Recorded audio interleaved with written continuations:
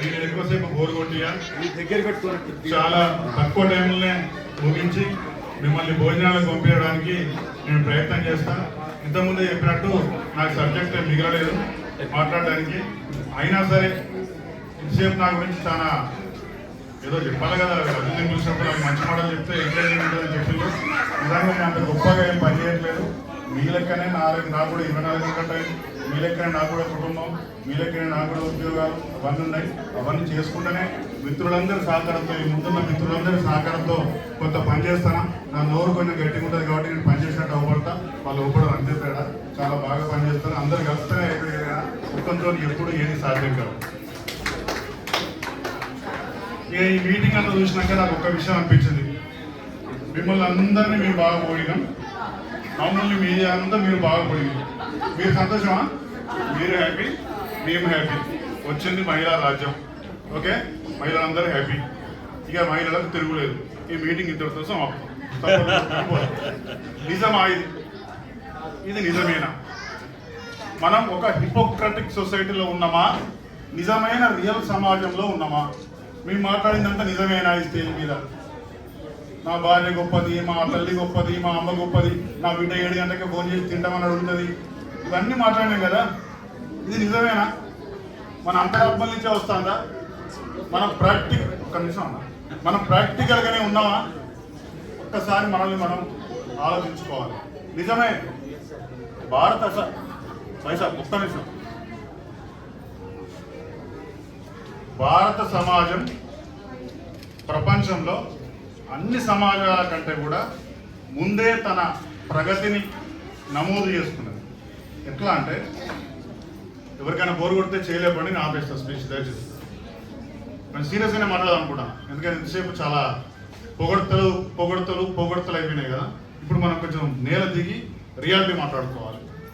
అంతర్జాతీయ మహిళా దినోత్సవం అప్పుడు కూడా నిజాలు మాట్లాడకపోతే మనంత హిపోక్రటిక్ పర్సన్ ఇంకెవడు. హిపోక్రటిక్ అంటే టీచర్లకు వసంత గారికి కానీ, భాగ్యలక్ష్మి గారికి కానీ, శ్రీలత గారికి కానీ బాగా తెలుసు. మాట్లాడేది ఒకటి, చేసేది ఒకటి ఉండడమే హిపోక్రటిక్. నేను ఏం మాట్లాడుతానో దాన్ని ఆచరించగలగాలి. అట్లా ఉన్నప్పుడే నా మాటకు, నా చేతకు ఒక విలువ అనేది నా ఉద్దేశం. ప్రపంచంలో అన్ని సమాజాల కంటే కూడా మహిళలకు ఎక్కువ గౌరవం ఇచ్చి, గొప్ప స్థానం ఇచ్చి, నాయకురాలుగా గుర్తించిన మొదటి సమాజం ఈ భూమి మీద అది భారతీయ సమాజమే. ఎందుకు మాట చెప్తున్నా అంటే, ఒక 1000 ఏళ్ల క్రితం మేడరాజులు అని ఉండేది. మనం సమ్మక్క సారలమ్మ జాతర జరుపుకుంటాం, మనం మీ అందరికీ తెలుసు. ఆ మేడ రాజ్యానికి వాళ్ళు మేడరాజు అని, పగిడిత రాజు అని వాళ్ళతో రాజులు ఉంటే వాళ్ళ తరఫున యుద్ధం చేసిన సమ్మక్క సారలమ్మ. అంటే 1000 ఏళ్ల క్రితమే కత్తి పట్టిన కాంతలు వాళ్ళు, 1000 ఏళ్ల క్రితమే నాయకత్వానికి వచ్చిన మహిళలు వాళ్ళు. ఆ తర్వాత కూడా ఝాన్సీ లక్ష్మీబాయి లాంటి వాళ్ళు, రాణి రుద్రమదేవి లాంటి వాళ్ళు రాజులు రాణులై రాజ్యాలు ఇల్లు. అప్పటి వరకు ప్రపంచంలో ఏ దేశానికి కూడా అధిపతులు రాణులు లేరు. ఆ రాణుల చరిత్ర అందించిన, మహిళా నాయకురాలు అందించిన చరిత్ర భారతదేశానికే ఉన్నది. అంతేకాకుండా మన వేదాలు, ఇప్పుడు సపోజ్కు ఒక క్రిస్టియన్ బైబిల్ తీసుకున్నా, ఒక ఖురాన్ తీసుకున్నా, అక్కడ మహమ్మద్ ప్రవక్త ఉంటాడు, లేకుంటే ఒక అల్లా అనే పేరుతో ఒక దేవుడు ఉంటాడు, లేకుంటే యేసుక్రీస్తు ఉంటాడు, లేకుంటే రకరకాలుగా ఉంటారు. కేవలం భారతీయ హిందూ సంస్కృతిలో మాత్రమే దేవుళ్ళందరికీ అమ్మవారి దీవెన అంటారు, కానీ అయ్యగారి దీవెన అనమం. అంటే మనందరికీ మాతృమూర్తి ఒక దేవత అని నమ్మిన సమాజం నుంచి వచ్చినాం. ఇంకొక విషయం కూడా చెప్తా. మన భారతదేశంలో మొట్టమొదటి లక్ష్మీప్రసన్న గారు కూర్చోండి, సోఫా కూర్చోండి. భారతదేశంలో మొదటి ఎన్నికలు 1919లో జరిగితే 1919లో జరిగిన మొదటి ఎన్నికల్లో భారతదేశంలో మహిళలకు పురుషులతో పాటు సమానంగా ఓటు హక్కు లభించింది. కానీ అదే సమయంలో మనకు ప్రజాస్వామ్యాన్ని పరిచయం చేసిన ఇంగ్లాండ్లో మహిళలకు అప్పటికి ఓటు హక్కు లేదు. ప్రపంచంలోనే గొప్ప దేశం అని చెప్పుకున్న అమెరికాలో అప్పటికి మహిళలకు ఓటు హక్కు లేదు. అంటే న్యూజిలాండ్ తర్వాత ప్రపంచంలో మొట్టమొదటిసారికి మహిళలకు సమానమైన హక్కులు, సమానమైనటువంటి అధికారాలు, సమానమైనటువంటి ఆస్తి ఇచ్చిన దేశం న్యూజిలాండ్. ఇది మీరు గుర్తుపెట్టుకోవాలి మహిళలు. చాలా విషయాలలో న్యూజిలాండ్ మనకు ఆదర్శం ప్రపంచానికి. మహిళలకు మొట్టమొదటిసారి ఓటు హక్కు కల్పించి రాజ్యాధికారంలో భాగం చేసిన దేశం న్యూజిలాండ్. ఆ తర్వాత అనేక దేశాలు చేసినాయి, కానీ అమెరికా, ఇంగ్లాండ్ లాంటి గొప్ప దేశాల కన్నా ముందు మన భారతదేశంలో ఓటు హక్కు ఉన్నది. ఆ ఓటు హక్కు ఉత్తగా రాలేదు, పోరాడి సాధించుకున్న ఓటు హక్కు. ఇక్కడ వరకు బాగుంది చరిత్ర, ప్రమాణంగా ఉంది చరిత్ర. ఆ తర్వాత ఏం పుట్టిందో కానీ ఏమైందో కానీ అప్పటి నుంచి మనకు అంటే ఇండియాలో మహిళలకు ఓటు హక్కు వచ్చినప్పుడు ఓటు హక్కు కూడా లేని రాజ్యాలల్లో చట్టసభలలో మహిళలకు రిజర్వేషన్లు వచ్చినాయి, చట్టసభలలో వాళ్ళకి హక్కులు వచ్చినాయి, ఆస్తులలో హక్కులు వచ్చినాయి, వేతనంలో సమభాగం వచ్చింది. కానీ భారతదేశంలో మాత్రం అక్కడి నుంచి వెనకకు పోయింది. స్వాతంత్రం వచ్చినాక ఎక్కువగా నష్టపోయిన జాతి ఏదైనా ఉంటే భారతదేశంలో అది మహిళా జాతి. ఇట్లా మాట్లాడుతున్నట్టు దేశద్రోహి అనొచ్చు. నేను సాక్ష్యాలతో సహా ఆధారాలతో సహా చెప్పగలుగుతా. ఎందుకు అంటే 1919లో మనకు ఓటు హక్కు వస్తే మన మహిళలకు ఈ రోజు వరకు కూడా చట్టసభల్లో రిజర్వేషన్ లేని దేశం మనది. దాదాపు 40 ఏళ్ల నుంచి ఒక బిల్లు పార్లమెంట్లో ఇంకా మగ్గుతూనే ఉన్నది. ఇవాళ మహిళా దినోత్సవం అయితే రాష్ట్ర ముఖ్యమంత్రి కానీ మొదలు పెట్టుకుంటే ఈ దేశ ప్రధానమంత్రి వరకు, రాష్ట్రపతి వరకు మహిళల గురించి చాలా గొప్పగా మాట్లాడతారు. వాళ్ళు కూర్చున్న పార్లమెంట్లో 40 ఏళ్ళుగా బిల్లు ఆమోదించబడతలేదు. ఇది హిపోక్రటిక్ సొసైటీలా కాదా? బయటికి మాట్లాడేది ఒకటి, లోపల చేసేది ఒకటా కాదా? ఇది మీరు అర్థం చేసుకోవాలి. రైట్. మా ఇక్కడి భాస్కర్ గారు, మన శ్రీనివాస్ గారు మాట్లాడి మా ఆవిడే, మా నాగమణి గారే నాకు ఆర్థికవేత్త అని చెప్పాడు. ఇంకా చాలా మంది మా రెవెన్యూ మధ్య మాతో బాగా మా వసంత గారిని మించిన వసంతం ఇంకోటి లేదు. చాలా సంతోషం, చాలా గొప్ప విషయం. కానీ మహిళల పురోగతిని మనం స్వీకరిస్తున్నాం, మనం ఆమోదిస్తున్నాం. కానీ మనకు తెలియకుండానే మనం అనుసరించే మార్కెట్, మనం అనుసరించే సాంప్రదాయాలు, మనం అనుసరించే సంస్కృతి, మనం అనుసరించుకునే ఆచారాలు మహిళను 1000 కిలోమీటర్ల లోతున పాతి పెడుతున్నాము. నేను, మా రవి, మా ఎగ్గడ్సీను, మా లింగన్న, మా భాస్కర్, మేము మన సమాజం. ఎందుకు అంటే మార్కెట్లు మహిళను ఒక మార్కెట్ వస్తువుగా చూస్తున్నదే తప్ప ఒక కుటుంబానికి ఆధారంగా, ఒక సమాజానికి ఆధారంగా ఉన్న మహిళగా చూడడం లేదు. ఒక అడ్వర్టైజ్మెంట్ వస్తాయండి, హార్పిక్ అడ్వర్టైజ్మెంట్ వస్తుంది, బాత్రూమ్లు కడిగే హార్పిక్ అడ్వర్టైజ్మెంట్. దాన్ని ఎవరు చూపెడతారు? మహిళలు చూపెడతారు. పురుషుడు కడగొచ్చు కదా, బాత్రూమ్ కడగడు. హార్పిక్ బాత్రూమ్లో మహిళే కడగాలి అని వాడు మనకి చెప్తాడు. మా బాత్రూమ్ చూసారా ఎంత నీట్గా ఉందో అని ఇంకా పక్కింటి ఆంటీకి చెప్తాడు. అంటే నీకు తెలియకుండానే మార్కెట్ నిన్ను ఒంటింటి కాదు బాత్రూంలకు నెట్టేస్తుంది. పేపర్లను రాస్తారు, అక్కడ ఏదో యుద్ధం అవుతుందని, అమెరికా ఇరాన్ యుద్ధం అవుతుంది, గ్యాస్ ఆగిపోయింది, పెట్రోల్ ఆగిపోయింది. పెట్రోల్ ఆగిపోతేనేమో మొగోళ్ళ బొమ్మలు ఎత్తారు. పెట్రోల్ రేట్లు పెరిగితే మొగోళ్ళు బైక్ మీద పోయే బొమ్మ వేసి పెట్రోల్ ధర సామాన్యుడికి చాలా ఇబ్బంది కలిగిస్తుంది అని ఎత్తారు. అంటే బయటికి పోయి బండ్లు కూడా ఆడవాళ్ళు నడపరు, ఓన్లీ మొగోళ్ళే నడుపుతారని వాళ్ళ ఉద్దేశం. గ్యాస్ ధరలు పెరిగితే ఆడవాళ్ళ బొమ్మ ఎత్తారు. ఇల్లాలికి ఎంత కష్టం వచ్చింది అంటే గ్యాస్ ఒక ఇల్లాలే తింటాడా, ఇల్లాలే తాగుతాడా, ఆమె పీల్చుకుంటాడు, మొగోడు పీల్చుకుంటారు కదా. అంటే మనల్ని తెలియకుండానే మనల్ని ఈ మార్కెట్లు ఒంటింటికి, బాత్రూంలకు బానిసలుగా చేస్తున్నది. ఈ మార్కెట్ ధోరణి మార్చడానికి మనం ప్రయత్నం చేయాలి. ఆమె right are we hypocritic society or not? Number 2, సంస్కృతి సాంప్రదాయాల గురించి తప్పకుండా చెప్పుకోవాలి. గోత్రాల పేరుతోని, ఇంటి పేర్లతోని, వారసత్వం అనే పేరుతోని మన మహిళలను అనాగరిక ప్రపంచంలో కూడా అణచివేయనంత అధ్వానంగా మనం మహిళలను అణచివేస్తున్నాం. నువ్వు, మన సమాజం, మనందరం. ఇవాళ నా పేరు ఇంటి పేరు అయితే నా పిల్లలకు నా ఇంటి పేరు వస్తుంది, నా భార్య ఇంటి పేరు ఎందుకు రాదు? రాదంటే మన సంస్కృతి అట్లున్నది, మన సాంప్రదాయం అట్లున్నది. Is flash. ఇది తప్పు. ప్రపంచం అంతా కూడా ఎక్కడ కూడా తండ్రి ఇంటి పేరే పిల్లలకు పెట్టాలనే రూల్ ఎక్కడ లేదు. ఉన్నది ఒకే ఒక్క భారతదేశంలో. ఆ భారతదేశంలో దక్షిణ భారతదేశంలో ఉన్న ఈ ఆంధ్రప్రదేశ్, తెలంగాణలో ఎక్కువ ఉన్నది. చాలా రాష్ట్రాలలో ఇంటి పేర్లు పెట్టుకోవాలి తండ్రిదే అనే రూల్ లేదు. దాన్ని చాలా రాష్ట్రాలు త్వజించినాయి. మన పక్కనే ఉన్న తమిళనాడులో, మన పక్కనే ఉన్న కర్ణాటకలో, మన పక్కనే ఉన్న కేరళలో ఇంటి పేర్లు పెట్టుకోరు, తల్లిదండ్రుల పేరు పెట్టుకుంటారు. నా పేరు విజయ్ కుమార్ అయితే నా పేరు గట్టిక విజయ్ కుమార్ ఉండదాడ, మా నాన్న అమ్మది కలిపి విజయ్ మల్లయ్య సుగు నాన్న పెట్టుకుంటారు. దానివల్ల ఏమవుతుందంటే నువ్వు మీ అమ్మకు మీ నాన్నకు సమాన గౌరవం ఇచ్చినట్టు అవుతుంది.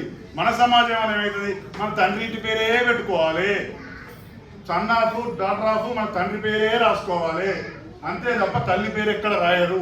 అంటే నీ చరిత్రలో, నీ ఎదుగుదలలో, నీ పేరులో, నీ సంపదలో, నీ పురోగతిలో అమ్మ లేదు. కేవలం స్టేజ్ల మీద మైకుల దగ్గర మాటల్లో మాత్రమే అమ్మ ఉన్నది, కానీ ఆచరణలో అమ్మ లేదు.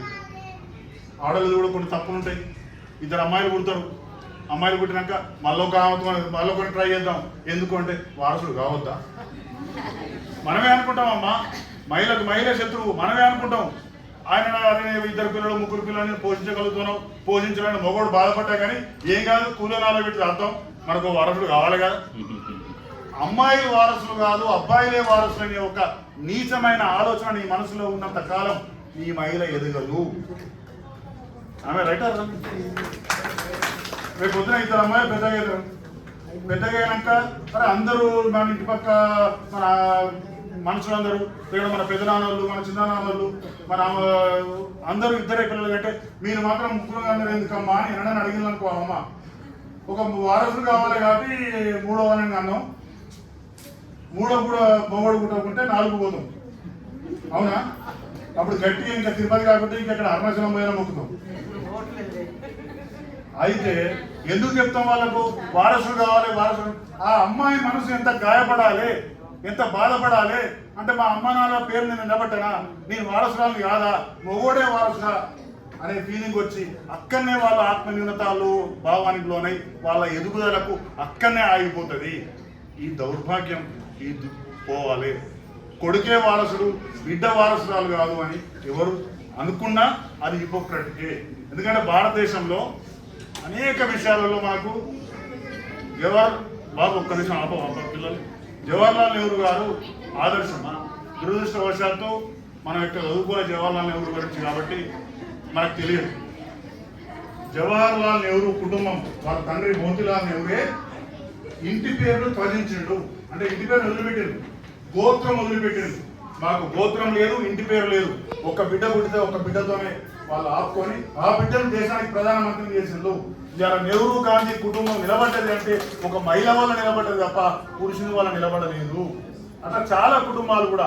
మా అమ్మ నన్ను కన్నా అమ్మ కూడా మా గ్రామంలో మా మండలంలో జెడ్పీటీస్ అయితే నువ్వు ఎవరైనా అంటే పలానా మల్లయ్య సార్ కొడుకు నన్ను ఎవరన్నారు, పలాని సూనమ్మ కొడుకే అంటారు. మా అమ్మ చేయబట్టి నా వారసత్వం నిలబడ్డది. అట్లా మనం గౌరవించుకుంటే వారసులు, మహిళలు కూడా వారసులే, బిడ్డలు కూడా వారసులే అని మనం మనస వాచ కర్మన అనుకున్నప్పుడు ఇలాంటి మహిళా దినోత్సవాలల్లా మహిళల గురించి పొగిడితే అర్థం ఉంటుంది, దానికి ఒక పరమార్థం ఉంటుంది తప్ప నువ్వు నన్ను పొగుడుకో నేను నిన్ను పొగుడుకుంటా ఇద్దరం కలిసి హాయిగా పోదాం అంటే మాత్రం మనం మన బిడ్డలకు ద్రోహం చేసిన వాళ్ళం అవుతాం. అంతేకాదు మీకు ఇంకొక విషయం చెప్తా. ఇంతకుముందు మా ఆనందంగా మాట్లాడుకుంటా 7:30 ఆగినా నాకు ఫోన్ వస్తుంది అని. సంతోషం, చాలా సంతోషం. నీకు ఇద్దరు బిడ్డలు కాబట్టి నీకు ఏ బాధ లేదు, ఏ వ్యత్యాసం లేదు. ఇద్దరు కొడుకులు ఉన్న వాళ్ళకి కూడా ఏ వ్యత్యాసం లేదు, ఏ బాధ లేదు. ఇది ఒక కొడుకు ఒక బిడ్డ ఉంటుంది నరకం. ప్రేమంతా బిడ్డది, ఆస్తి అంతా కొడుకుని, అభిమానం అంతా బిడ్డది, వేసుకపోయేటంతా కొడుకు. ఎందుకు అంటే వాడు తల ఊరికి పెట్టాలి. ఆమె రైట్. ఇది నాట్ హిపోక్రసీ. ఇది హిపోక్రసీ కాదా? ఇది కపటత్వం కాదా? మనిషి ముందు ఒకటి బయట అనేది ఒకటి, మనసులో ఉన్నది నిజం కాదా? మీరు ఆలోచించండి. ఇవి మారితే మహిళలకు సాధికారం వస్తుంది. ఈ మార్పులు వస్తే మీకు స్వయం సంతృప్తి సాధిస్తారు. ఈ మార్పు వస్తే మీరు ఎదుగుతారు తప్ప లేకుంటే ఇలాంటి 1000 మీటింగ్లు పెట్టుకున్నా భారతదేశం ఇంకో 100 సంవత్సరాలు ముందుకు పోయినా మీరు ఇంకా ఎదగగే పోతారు తప్ప ముందుకు రారు. 7:30 ఫోన్ వస్తుందని మా అన్న చెప్పినాడు, బాగుందండి. బిడ్డల ఫోన్లే కాదు, నాకు నా భార్య ఫోన్ కూడా వస్తుంది. ఎక్కడున్నావు, ఏం చేసినావు అని కాదు, ఈ పూట తింటావా లేదా.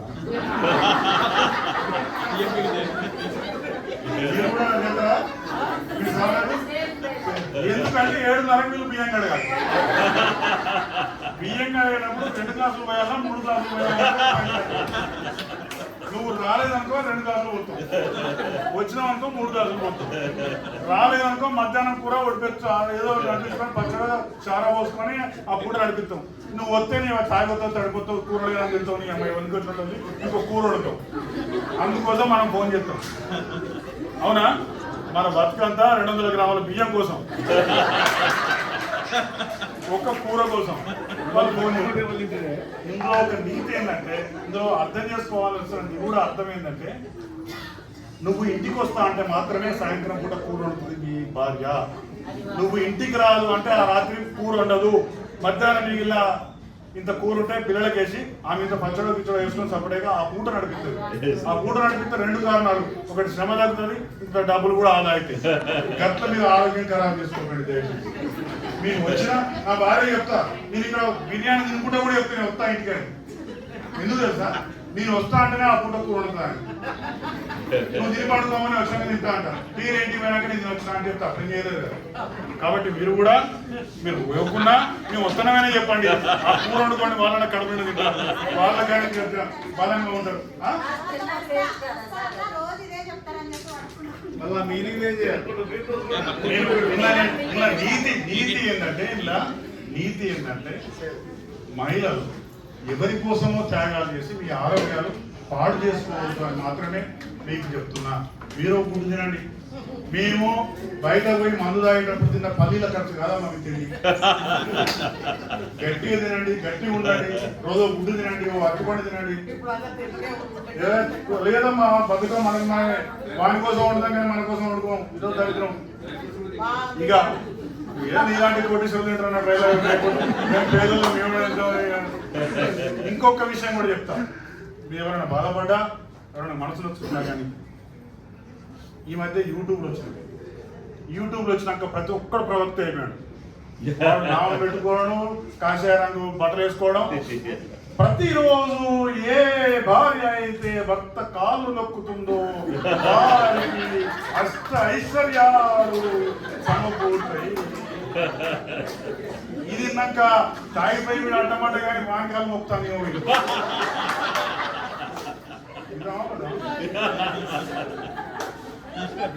మరి ఈ దరిద్రుడు పొద్దు నుంచి సాంప్రదాయ కాంచి రాత్రి అన్నం వండి రూములు సెట్ చేసిన భార్య కూడా కాళ్ళు వస్తాయి కదా. భార్య కాళ్ళు వస్తేనే నీ ఇల్లు బాగుంటుంది కానీ ఏ గాడి కొడుకు అని చెప్తే బాగుంటుంది. అట్లా కూడా చెప్తున్నాడు పాడు. చెప్తాను ఒక్కడే కాదు, ఇంకా దుర్మార్గులు. ఏ భార్య అయితే భర్త బట్టలు ఉతికి ఆ నీళ్లను బకెట్లో పోసుకొని ఆ నీళ్లతో కడుపు చెప్తారో వాళ్ళకు గొప్పగా ఉంటుంది వాళ్ళ సంసారం అని చెప్తాను. ఇలాంటి ఇదంతా ఇది అదే ఇది ఒక దరిద్రం అని చెప్పి వదిలిపెట్టలేరు మన ఆడవాళ్ళు. ఇది నిజమని నమ్మి దాన్ని ఆచరిస్తాను. దీనివల్ల ఏమైందంటే ఎన్ని మీటింగ్లు ఇలాంటివి పెట్టుకున్నా, ఇంకా ఎంత మనం మహిళా సాధికారత గురించి మాట్లాడినా మనం ముందడుగు వేయము. మీరు రాసి పెట్టుకోండి, సంస్కృతి సాంప్రదాయాల పేరిట, ఆచారాల పేరిట, మతాల పేరిట, మౌఢ్యం పేరిట, సన్యాసులు చెప్పిన దాని పేరిట భర్త మీద ప్రేమ అభిమానానికి కన్నా ఎక్కువ మూఢనమ్మకాలతో చేసే సేవల వల్ల, వీటన్నిటికన్నా ముఖ్యంగా వారసుడు అనే ఒక దుర్మార్గమైనటువంటి ఆలోచన విధానం వల్ల మన జాతి ఎంత పోతాం తప్ప ఇంకో విషయం ఇది కాదు. ఇంకొక విషయం చెప్తా మీకు. నేను మా ఊర్లో మా భార్య జెడ్పీటీసీ అండి. జెడ్పీటీసీ అంటే మీ అందరూ తెలుసు కదా. జెడ్పీటీసీ అని మా అమ్మ అంతకన్నా ముందండి. మా భార్య జెడ్పీటీసీ కాగానే శిలాఫలకాల మీద ప్రియా విజయ్ అని రాస్తాను. ఈ విజయవాడ అని అడిగా ముందే కదనే. మరి అయింది ఎవడా జెడ్పీటీసీ అంటే ప్రియా అయిందండి. మరి ప్రియ పేరు రాయక నా పేరు ఎందుకు రాస్తాను రాయి? పేరు భర్త పేరు రాయగలుగుతాడు, ఎవరికి అర్థమైంది. మరి మా తర్వాత మా అన్న ఎంపీ పోయాడు, అజయ్ కుమార్ అంటే రాస్తాడు. మరి మా వదిన అనురాధాన్ని రాత్రి నాకు అజయ్ కుమార్ అనురాధం రాయాలి కదా. ప్రియా విజయ్ రాసినప్పుడు మగవాళ్ళకు ప్రజాప్రతినిధులు అయితేనేమో వెనక భార్య పేరు రాయాలట, ఆడవాళ్ళు ప్రజాప్రతినిధులు అయితే మాత్రం వెనక భర్తల పేరు రాస్తాడు. మరి ఇది ఎక్కండి? ఇది దీన్ని ఏమో కూడా ఖండిస్తాడా? ఖండించాడు. దానికి ఏం తెలుసు దానికి ఏం తెలుసు కాదు. ఆమె రిజర్వేషన్ ఉండబట్టి నీ ఇంటికి పడవ వచ్చింది. ఆమె రైతా దానికి చాలా మారాలి. ఈ విషయాలలో కనుక మనం గట్టిగా ఉంటే ఈ ఆచారాల పేరిట, ఈ సంస్కృతి పేరిట, ఈ వ్యవహారాల పేరిట జరిగే స్త్రీ దోపిడిని మీకు తెలియకుండానే మన మనోభావాలను దెబ్బతీసి, మన పురోగతిని దెబ్బతీసి, మనల్ని ద్వితీయ శ్రేణి పౌరులుగా చూసే ఒక పద్ధతి మారే వరకు మన సొసైటీలో మార్పు రాదు. ఇంకా మాలో కోపం అవుతుంది. వీడు ఎగెత్తానికి పిలుస్తామా, పిలుస్తామా, పంచాయతీలో పిలుస్తామా, వాళ్ళు పిలుస్తానే.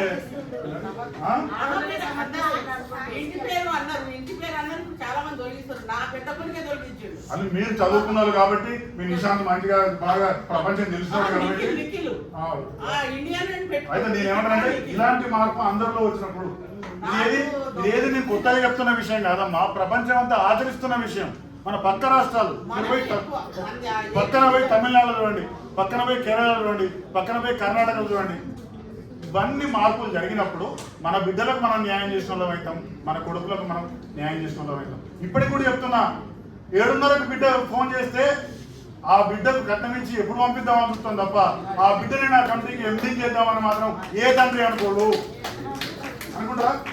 నా బిడ్డకి ఇంత కట్నం ఇద్దాం, అవసరమైతే ఒక ₹1 ఎక్కువ పడేద్దాం కానీ ఇంకో ఇంటిదాన్ని చేద్దాం అనుకుంటాను. కానీ నా కంపెనీకి నా బిడ్డని చైర్మన్ చేస్తా, నా బిడ్డకు నా కంపెనీకి ఎండీ చేస్తా అని అనుకుంటావా?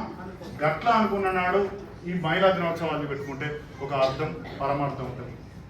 Thank you. ఇప్పటి వరకు నా మాటలు విన్నందుకు, మీరు కాదు వెనుక ఉన్న సిస్టర్స్ అంతా నా మాటలు విన్నందుకు. ఇవన్నీ ఇవాళనే ఆచరిస్తాం, రేపు పొద్దు నుంచి అమలైతే అని కాదు. ఒకసారి మనకు ఒక ఆలోచన స్టార్ట్ అయితే మన మనసులో కనుక ఒక పద్ధతిలో వస్తే బిడ్డలు కూడా చాలా గొప్పోళ్ళు, బిడ్డలు కూడా మన రక్తమే. ఆ బిడ్డ మన మార్పు ప్రతి ఇంటికాని స్టార్ట్ అయ్యి, నా కానించి నీ కానించి మన ఇంటికాంటే స్టార్ట్ అయితే మొత్తం యావత్ ప్రపంచం కూడా ముందుకు పోతుంది. మీరు మార్కెట్ వస్తువులు కాదు, ఈ మార్కెట్ మాయన ఫస్ట్ పడకండి, అయ్యగారు మా సన్నాసన మాటలలో పడకండి దయచేసి. ఈ దుర్మార్గాలు చాలా ఉన్నాయి. ఇకపోతే ఇవన్నీ వచ్చా ఇక ప్రతిసారి కూడా మహిళా దినోత్సవం మనం జరుపుకుంటున్నాం. పోయినసారి మహిళా దినోత్సవం నాకు చాలా సంతోషంగా ఉంది. ఇవాళ వసంత గారు మాట్లాడినప్పుడు పోయినసారి మహిళా దినోత్సవం అంటే ఏంటిది, అసలు ఎందుకు జరుపుకుంటారు, పట్టు చీరలు కట్టుకొని ప్రదర్శన చేయడానిక, నగలేసుకొని నిజాం నగల ప్రదర్శన లాగా చేయడానిక, నిజంగానే మహిళా దినోత్సవానికి ఒక అర్థం ఉన్నదా అని మాట్లాడిన మాటలన్నీ కూడా వాడు శ్రద్ధగా విన్నట్టు సంవత్సరం తర్వాత వాటిని మళ్ళీ ఒప్పచెప్పడం అనేది చాలా గ్రేట్. అంటే నేను చెప్పిన మాట ఏది కూడా ఎల్బీ నగర్ ప్రజలు, ఎల్బీ నగర్ మహిళలు, మా సోదరి మనులు తమ గుండెల్లో పెట్టుకుంటున్నారనే ఒక సంతృప్తి వాళ్ళ నాకు ఏడాది క్రితం మాట్లాడిన మాట వాళ్ళు చెప్తున్నారు. వాళ్ళే మాట్లాడుతాను ఇవాళ జర్మనీ గురించి, వాళ్ళే మాట్లాడతాను ఇవాళ అమెరికా గురించి, వాళ్ళే మాట్లాడతాను ఇవాళ ఆఫ్రికా గురించి. అంటే ఇంత సంతోషం. వృధాగా పోతలేదు, ఏ మాట కూడా వృధాగా పోతలేదు, ఏ ప్రయత్నం కూడా. వాస్తవంగా చాలా దినోత్సవాలు జరుపుకుంటాం, మహిళా దినోత్సవాలు జరుపుకుంటాం, మాతృ దినోత్సవాలు జరుపుకుంటాం, చిల్డ్రన్స్ డే జరుపుకుంటాం, చాలా రకాల దినాలు జరుపుకుంటాం. ఎందుకు ఈ దినాలు జరుపుకుంటాం అంటే ఆ రోజు కూర్చొని తిని తాగి ఎంజాయ్ చేసి డ్యాన్స్ చేయడానికి కాదు, అదొక పార్ట్. ఆ రోజు ఒక ప్రతిజ్ఞ తీసుకోవాలి. ఈరోజు ఒక ప్రతిజ్ఞ తీసుకుంటాం. మార్చి 8, 2026 ఇవాళ అనుకున్నాం కొడుకుని బిడ్డను సమానంగా చూపెట్టాలి, సమానంగా చూసుకోవాలి. సమానంగా చూసుకోవడం అంటే ఏంటి అనేది మనకు ఆలోచన వచ్చింది. వచ్చే సంవత్సరం మళ్ళీ మార్చి 8 వరకు మనకు ఎంత మార్పు వచ్చిందని టేప్ పెట్టి కొలుసుకోవాలి. గప్పుడు ఈ దినోత్సవాలు జరుపుకోవడం, అసలు దినోత్సవాల కాన్సెప్టే అందుకు వచ్చింది. ప్రపంచం మొత్తం మీద ఈ దినోత్సవాలు, డేస్ అనే కాన్సెప్ట్ ఎందుకు వచ్చిందంటే ఒక సంవత్సరం నుంచి ఇంకో సంవత్సరం ఒక పారామీటర్ పెట్టుకుంటే ఆ సంవత్సరం 365 రోజులలో నువ్వు తీసుకున్న ప్రతిజ్ఞకు ఏం ఫలితం వచ్చింది. ఇవాళ ప్రతిజ్ఞ తీసుకున్నావు మార్చి 8 నాడు, పోయిన మార్చి 8 నాడు నేను చెప్పిన మీకు ఎల్బీ నగర్ లో మీరు జాబ్ కొంటాం, ఆస్తులు కట్టిస్తాం. ఈ మార్చి 8 వరకు ఒక ప్రగతి తీసుకున్నాం, ఊరికి చేసినాం. మరి అవన్నీ చెప్పిండు, మా అచ్చారంగానే చెప్పిండు, మా విజయాన్న ఉన్నాడు. వాళ్ళు ఏమంటారు, వచ్చే మార్చి 8 వరకు బిల్డింగ్ కడతాం అంటాను. That is parameter. అది స్కేల్. అట్లా మన జీవితంలో కూడా ఒక దినోత్సవం నాడు ఒక ప్రతిజ్ఞ తీసుకుంటే, ఒక మాట అనుకుంటే, వచ్చే దినోత్సవం నాటికి మనం ఎంతో పురోగతి సాధించడం అని కొలుసుకోవడానికి దినోత్సవాలు చేసుకుంటారు. అది మహిళా దినోత్సవమైనా, అది బాలల దినోత్సవమైనా, ఇంకే దినోత్సవమైనా. కాబట్టి ఆ స్ఫూర్తిని మనం పొందాలని మీకు మనసారా కోరుకుంటూ, ఎల్బీ నగర్ అనేది మా పెరక కులానికి, ముఖ్యంగా నాకు మరొక ఇల్లు. ఇక్కడున్న భాస్కర్ కానీ, ఇక్కడున్న బీవీ కానీ, ఇక్కడున్న బాల్దూర్ రవి కానీ, ఇక్కడున్న ముత్తినేని వెంకన్న కానీ, ఇక్కడున్న జీవి గారు కానీ, ఇక్కడున్న పెద్దలు చాలా మంది, ఇంకా మా ఎగ్గడి సినన్న కానీ, మా వినోద్ కానీ, ఇంకా కొంతమంది మిత్రులు రాలేదు వాళ్ళందరూ కానీ, మా మహేష్ అడ్వకేట్ పిల్లగాడు మహేష్ కానీ, ఇంకా చాలా మంది మిత్రులు, నా సొంత తమ్ముడు లాంటి వాళ్ళు ఇక్కడ ఉంటున్నారు. వీళ్ళంతా వేరు వేరు ప్రాంతాలైన మా అంకర్ విజయ అన్న కానీ, మా మనోహర్ అన్న కానీ, మా పరమేశ్ అన్న కానీ, మా బామ్మాడి బావ దొంగరి శంకర్ కానీ, అందరికన్నా పెద్ద కురువృద్ధుడు భీష్మాచార్యుడు వంటి మా అన్న దయాన్న కానీ, గ్రేటర్ హైదరాబాద్ అధ్యక్షులు మిత్రులు బొలిశెట్టి సతీష్ గారు కానీ, మా ఆనందన్న పెరక అనే పదానికి ఒక పర్యాయ పదం మా ఆనందన్న కానీ, ఇంకా మా కేశవన్న, వీళ్ళందరికీ కూడా నేను మనసారా ధన్యవాదాలు ఎందుకు చెప్తాను అంటే, నాకు వచ్చిన పేరు కానీ, మన కులానికి వచ్చిన పేరు కానీ, మా లింగన్న వెనక కూర్చున్నాడు, కులానికి వచ్చిన పేరు కానీ, నాకు వచ్చిన పేరు కానీ, ఇవాళ రాష్ట్రంలో మన పెరక కులం సాధిస్తున్న విజయాలు కానీ ఏ ఒక్కరి సొత్తు కాదు. మీరందరూ కష్టపడతారు, మీరందరూ సమయం కేటాయిస్తారు, మీరందరూ డబ్బులు కేటాయిస్తారు, మీరందరూ నాలాంటి ఆవేశపరండి, నాలాంటి భరించడం పట్ల మనం ఈ విజయాలు సాధించినట్టు. లేకుంటే సాధ్యం కాదు. ఒక తాట మీద ఇలా కులం నడుస్తుంది, మంచి వచ్చేదో ఒక మాట మీద ఇలా కులం నడుస్తుంది. అంతేకాదు, మీరంతా అదృష్టవంతులు అంటే, మనంతా ఎంత అదృష్టవంతులు అంటే, ఏదైనా కార్యక్రమం చేద్దామంటే గో హెడ్, మీరు ఏమైనా పైసలు ఇచ్చిందా ఇలా మహిళా దినోత్సవానికి? ఇవ్వలే కదా. మిమ్మల్ని స్టేజ్ మీద కూర్చోబెట్టి కింద కూర్చొని అంత ఔదార్యం ఇలా పెరక సంఘం నాయకులకు ఉన్నది.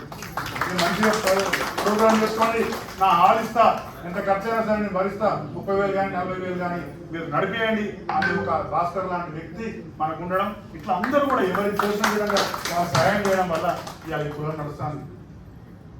రేపు పొద్దున మనం ఎల్బీ నగర్లో బిల్డింగ్ కట్టుకుంటాం. బిల్డింగ్ కట్టుకున్న తర్వాత ఖచ్చితంగా మహిళల కోసం ఒక ఆఫీస్ పెడతాం. ఆ ఆఫీసు డెఫినెట్గా పెరక జాతి మహిళలకు పురోగతి సాధించడానికి అదొక వికాస కేంద్రంగా మారుతుంది.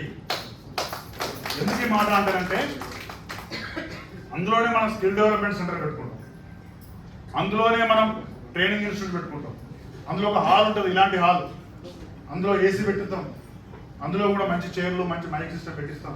మీరు మీటింగ్ ఉన్నా, మంచి ఉన్నా, చెడున్నా ఆడ కూర్చొని మాట్లాడుకొని, మనలో మనకి ఎవరికైనా పంచాయతీలు ఉన్నా, అడుగున్నా, ఏదన్నా ఒకరిద్దరు లాయర్లను కూడా ఏర్పాటు చేసుకుందాం, మనమే కౌన్సిలింగ్ చేసుకుందాం, ఫ్యామిలీ కౌన్సిలింగ్. ఎవరింట్లో ఏ సమస్య వచ్చినా ఒకరికొకరు అన్నదమ్ములా ఉన్నాం. ఎందుకు ఈ మాట చెప్తానంటే, సోదరులారా, మీరు కూడా మనం కూడా అర్థం చేసుకోవాల్సింది.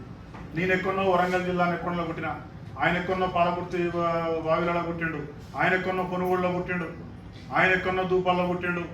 ఇట్లా ఒక్కొక్క ఊర్లో అన్న ఆధారంలో పుట్టిండు. ఎక్కడో పుట్టిన జన్మభూములు మనకి వేరైనా కర్మభూమి మనకు హైదరాబాదే. మన కట్టె కాలే వరకు కూడా మనం హైదరాబాద్లోనే ఉంటాం. మన అమ్మలు, మన నాన్నలు, మన తమ్ముళ్ళు, మన తోబుట్టువులు, మన క్లాస్మేట్స్, మన స్నేహితులు అందరిని వదిలేసి ఆడోళ్ళు కనుక అత్తగారింటికి వచ్చినట్టు మనం కూడా పుట్ట చేత పట్టుకొని హైదరాబాద్కి వచ్చినాం. చచ్చే వరకు కూడా ఈ హైదరాబాద్లో ఉంటాం. మన పిల్లలు ఉంటారు, మన తరాలు ఉంటాయి. మనమే బంధువులం. నాకు నువ్వు బంధువు, నీకు నేను బంధువు, నాకు నువ్వు అన్నా, నీకు నేనన్నా, నీకు మనమే సోదరులు, మనమే చెల్లెలం. మన మూలాలు ఎక్కడ ఉన్నా కానీ మన శిఖరం మాత్రం మన హైదరాబాద్లో ఉంది. కాబట్టి మనం కలిసి ఉందాం, ఒకరికొకరు తోడు నీడై ఉందాం. ఇంకా ముందు అనేక కార్యక్రమాలు చేసుకుందాం. ఒక సంఘం నడపడం అనేది మామూలు విషయం కాదు. నేను పెరక సంఘం అధ్యక్షునిగానే ఏదో మార్పుల భద్రచన అవుతుండేటప్పుడు నేనే ప్రెసిడెంట్ అని వేసుకుంటే నేను మా వాళ్ళకి చెప్పిన, ఒక 2 రోజులు ఆగలేదు. వాడు అక్కడి నుంచి ఇక్కడికి 2 సార్లు కార్లో డీజిల్ పోసుకొచ్చుకుంటే వాడిని చెప్తే సంఘం నడపడం ఏంటో 3వ నాడు దుకాణం బంద్ అవుతుంది. నిజంగా వాడు 2 సార్లు హైదరాబాద్కి వచ్చిండు, 3వ సారి డీజిల్ కూడా పోయాలో తెలియక ఇక పని చేస్తున్నాడు. అంటే ఒక కార్లో డీజిల్ పోసుకునే శక్తి కూడా లేని వాళ్ళు సంఘం నడుపుతా అంటారు. కానీ ఇవాళ మన ఇళ్లలో పైసలు, మన శక్తి ఇవాళ దాదాపు 4.5 కోట్ల రూపాయలు ఇవాళ వసూలు చేసి మనం ఒక్కబెట్ట బిల్డింగ్ కడతాం.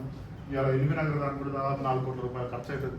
ఇంకా చాలా కార్యక్రమం ఉంటే మనందరం లింగానికి మంచి మొదలు పెట్టుకుంటే మనందరం కూడా డబ్బులు ఖర్చు పెట్టి పెరక జాతి పురోగతి, వీళ్ళే మన అక్కలు, వీళ్ళే మన అన్నలు, వీళ్ళే మన తోబుట్టువులు వీళ్ళదే మన ప్రపంచం అనుకొని పనిచేస్తున్నాం కాబట్టి ఇదంతా మీకోసం చేస్తున్నాం కాబట్టి దీన్ని మీరు అందిపుచ్చుకోవాలి, దీన్ని మరింత వేగంగా ముందుకు తీసుకుపోవాలని మిమ్మల్ని అందరినీ మనస్వారా కోరుకుంటూ ఈ వేదిక ఇచ్చి ఇంత గొప్ప కార్యక్రమం నిర్వహించి 33 జిల్లాలలో ఏ జిల్లాలో కూడా ఇంత ఘనంగా చేయకుండా ఎల్బీనగర్లో ఈ కార్యక్రమాన్ని నిర్వహిస్తున్న మీ అందరికీ శిరస్సువంచి నమస్కరిస్తూ భాస్కర్కు ప్రత్యేకమైనటువంటి అయిపోలే మీకు స్పీచ్ అయిపోలే భాస్కర్కు నా తమ్ముడు అంటాడు హృదయపూర్వక కృతజ్ఞతలు అభినందనలు తెలియజేస్తూ మున్ముందు కూడా ఎప్పుడు కూడా నేను ఒక మాట చెప్తాను మహిళా సోదరులందరికీ కూడా అక్కడ బోరు కొడతలేదు